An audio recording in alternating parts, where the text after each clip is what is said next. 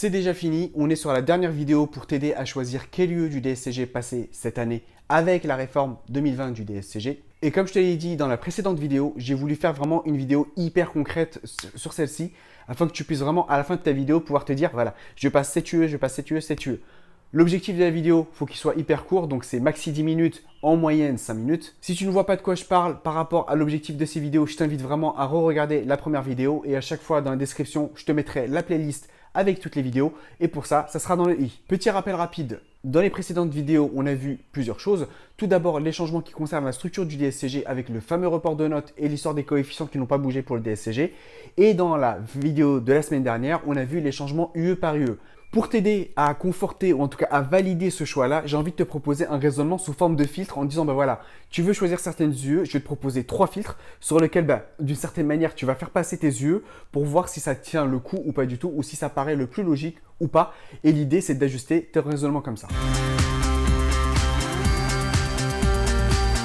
Ce premier filtre, c'est de dire quoi? C'est de dire l'idée c'est que tu as peut-être déjà passé certaines matières, il t'en reste peut-être d'autres. Avec l'histoire du report de notes qui est limité à 8 sessions, ne t'acharne pas sur une matière que tu as déjà passée et sur laquelle tu n'as pas obtenu une bonne note en négligeant les matières que tu n'as pas passées. Pourquoi? Parce que imaginons que tu t'acharnes sur, je te dis n'importe quoi, mais l'UE 1 par exemple, le droit, où tu restes bloqué parce que tous les ans tu la repasses, tu obtiens 7, tu obtiens 8, tu te dis il me faut plus, il me faut plus. Qu'est-ce qui va se passer? C'est qu'au bout de 8 sessions, s'il te reste par exemple, je te dis n'importe quoi, l'UE 7, par exemple le mémoire que tu n'as pas passé, à la fin des 8 sessions, si genre à la 8e, tu as passé l'UE 1 et tu as obtenu 12, si tu n'as pas passé ton UE 7, en fait, il te manque une UE. Donc forcément, tu vas commencer à perdre des notes que tu as passées les années d'avant. Et c'est quand même dommage. Pourquoi?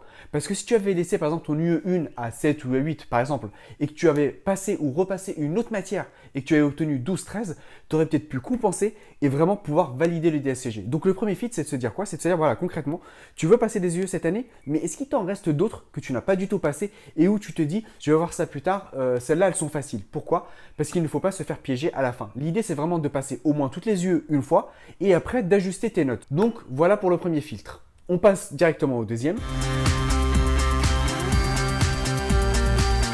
Pour ce deuxième filtre, en fait, on attend, en tout cas, moi je vais te parler de ma situation personnelle, je ne sais pas si c'est le cas pour toi ou pas du tout.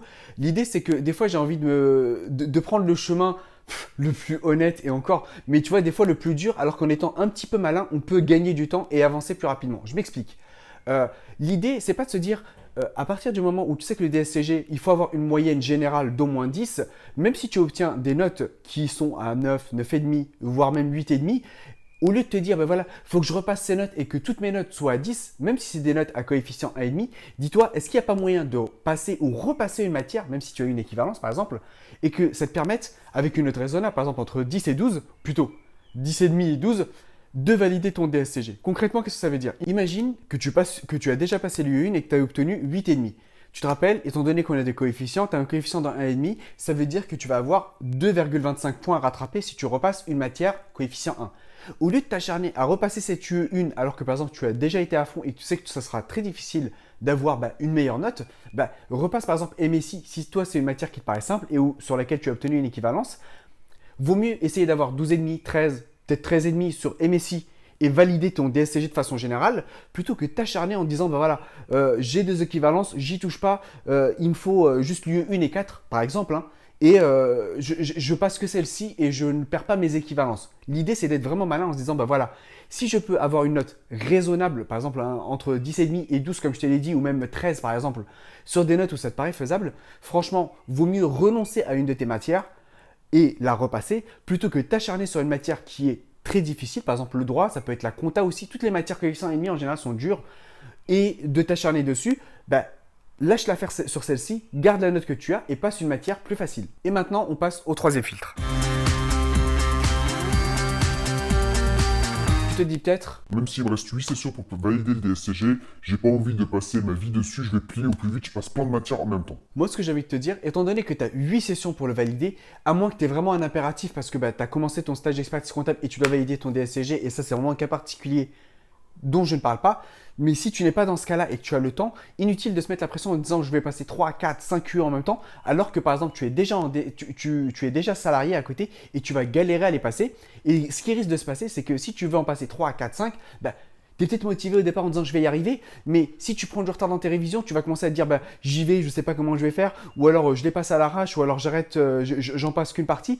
Ce qui fait que moi je considère que tu vas être vraiment dans une mentalité hyper négative en se disant bah voilà, j'ai eu un gros objectif, finalement j'y arrive pas, je passe petit bout par petit bout et ça va être hyper démoralisant. Bah, à la place, au lieu de se dire bah j'ai 8 sessions, d'accord, je ne me dis pas que je vais passer une UE tous les 3 ans, mais de se dire, bah voilà, s'il me reste 3 ou 4 UE à passer, vaut mieux que j'en passe qu'une par année en disant, bah par contre, une, je sais que je suis capable, avec ma situation professionnelle actuelle, de réviser et de la préparer et de valider le truc en 4 ans, voire peut-être en 5-6 ans, parce que par exemple, je me loupe sur une ou deux matières. Donc, ce troisième filtre, c'est vraiment de se dire, certes, 8 ans, ça peut te paraître long et tu n'as pas envie d'y passer ta vie, mais oublie pas un truc, tu es quand même salarié à côté. Si tu veux pas te louper par rapport à ça, si tu veux pas être dans une mentalité hyper négative, passe quand même qu'une UE, voire peut-être 2 sur une année, mets toutes les chances de ton côté de les valider, plutôt que de vouloir en passer plein et de tout louper et d'être vraiment dans un cercle vicieux. Donc, pour rappel, ces 3 filtres, c'est quoi? Le premier, c'est déjà de se dire, passe toutes les UE au moins une fois, parce que si tu as obtenu une moyenne générale sur une UE, mais qu'il te manque une ou 2 UE que tu n'as pas passé, tu vas commencer à perdre des notes et c'est pas forcément le plus intéressant. Deuxième chose, essaye d'être le plus malin possible, des fois peut-être même en renonçant à certaines équivalences que tu as, si ça te permet de pas trop galérer sur des matières compliquées. Et troisième, filtre, inutile de te mettre la pression, même si 8 sessions ça te paraît long, franchement ça peut passer hyper vite, oublie pas que tu es salarié, vaut mieux mettre toutes les chances de ton côté en passant une ou 2 UE par an et vraiment les valider plutôt que de te dire j'en passe plein et par contre que tu te loupes. J'ai bien conscience que en te faisant juste réfléchir comme ça, en te disant il y a 3 filtres, c'est peut-être pas forcément évident à réfléchir.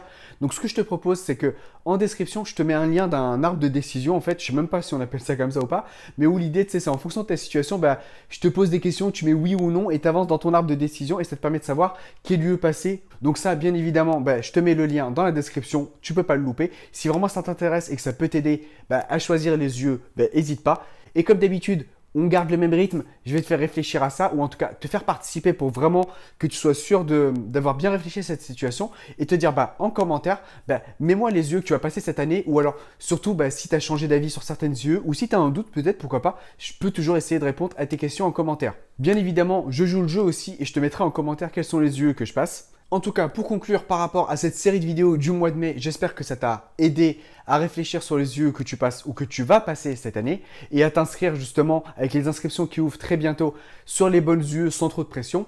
Et bien évidemment, je continue sur ma lancée. On a fait un mois de mai sur quel lieu valider, quel lieu passer cette année. Le mois prochain, j'ai envie d'aborder un autre thème, c'est tout ce qui est formation intensive. Donc formation intensive que tu connais peut-être sur des formations de durée hyper courte pour réviser une UE en particulier. Parce qu'il y a beaucoup de choses à dire là-dessus, je pense, entre est-ce que c'est utile, c'est pas utile, comment y aller, avec quelle démarche ou qu'est-ce qu'il faut faire avant d'y aller, etc. Bien évidemment, tu n'oublieras pas de me mettre en commentaire quel lieu tu veux passer. Et comme je te l'ai dit en description, je t'ai mis l'arbre de décision.